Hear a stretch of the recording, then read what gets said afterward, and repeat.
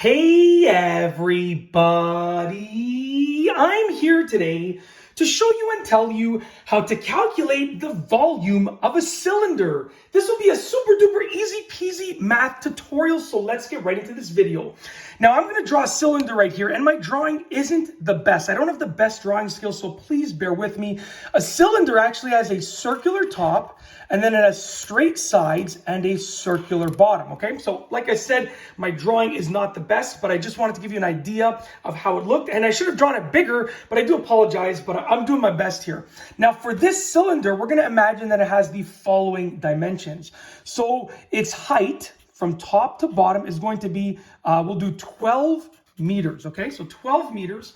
And it's a really big cylinder. And then the radius, which is going to be the distance from the center of the circle to the outer edge, the radius is going to be 5 meters, okay? So it's a pretty big cylinder. Now, essentially the volume of a cylinder is equal to the area of the base, so the area of the base over here, times the height, okay? So our main equation is going to be the volume of a cylinder is equal to base times height, okay? Volume is equal to base times height for this cylinder, okay? Now, we need to break this down because the height is simple. The height is 12. We know that already. But what is the base? We don't know. We only know the radius.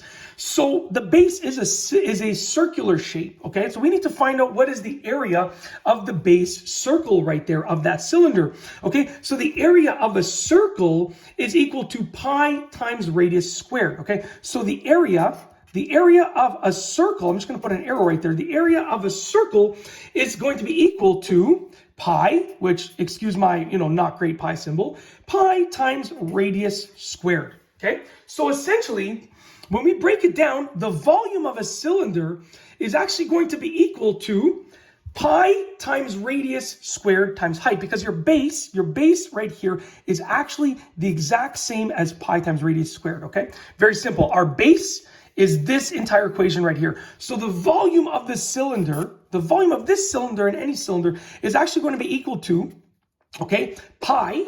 So let's just put it here. The volume of the entire cylinder, I know it's confusing, but please bear with me. The volume of the cylinder is going to be equal to pi times radius squared times height, okay? And I have some notes to the side of me, so I do apologize if I'm sort of jumping around. Try to follow along with my notes and write it down and look at the camera and sort of keep everything all together at once. So now we're gonna take this equation and we're gonna bring it down and we're gonna actually calculate the volume of the cylinder. Now that we understand this right here, this is your main equation, we're actually gonna just input our values and calculate the volume of the cylinder. So essentially our volume, let's bring it over here, our volume of the cylinder is going to be equal to pi. We don't need to input that right now, so pi, okay, and our radius is going to be 5 meters, so pi times 5 meters, okay, squared, okay, and then our height is going to be 12 meters over there, times 12 meters. So this is our equation. If we can calculate this, if we can input this into a calculator, we're good to go. But we're going to do it, obviously on paper, we're going to go through each step. So continuing down, okay, continuing down over here, this equation right here is going to be equal to pi. We're going to bring pi down. Okay, now 5 meters squared is 25 meters. 5 times 5, which is 5 squared, is 25. So this is going to be shortened and simplified to 25 meters. Okay, over here. So we'll do 25 meters squared. Okay, 25 square meters, I should say. That's why I should say that. Okay, 25 square meters times, we're bringing down the 12 meters, times 12 meters. Okay, continuing on, 25 times 12 is going to be 300 cubic meters. 25 times 12 is 300. We have 2 meters over here and 1 meter over here. So that's meters cubed, right? Because we have meters squared plus a regular meter, so that's meters cubed. So therefore, our volume is going to be equal to, okay, 300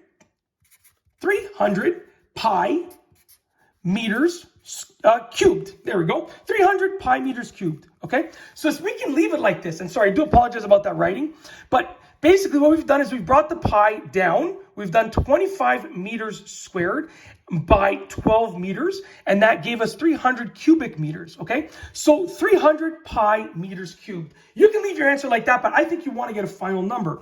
So what we're going to do now is we're going to bring down the 300, and then pi we know is 3.14, very simple, 3.14. So 300 times 3.14, and it's going to be meters cubed. That continues to come down because that is our unit of measurement right now. 300 times 3.14 is going to be 942 meters cubed. 942 meters cubed is the volume of the cylinder. So it's very simple. Just to recap, our volume, okay, just to clarify, our volume of a cylinder is equal to its base times its height, okay? If you know the area of the base, you can skip a bunch of these steps here.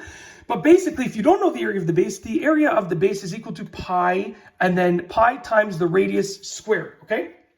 So what we did is we substituted the base for pi times the radius squared, which gave us the volume is equal to pi times the radius squared, which was the base, times the height, okay? So this whole first three parts of this equation, pi times radius squared, is just substituting for the base. And then we just inputted the radius as 5 meters, which was right there. The height is 12 meters. And we squared the 5 meters to give it 25 meters. We multiplied the 25 by 12 to give us 300.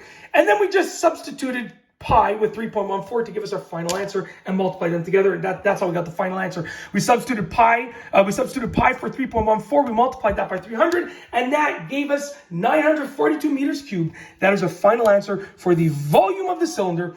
That's it. Hopefully I didn't confuse you. I just wanted to go over each and every single step.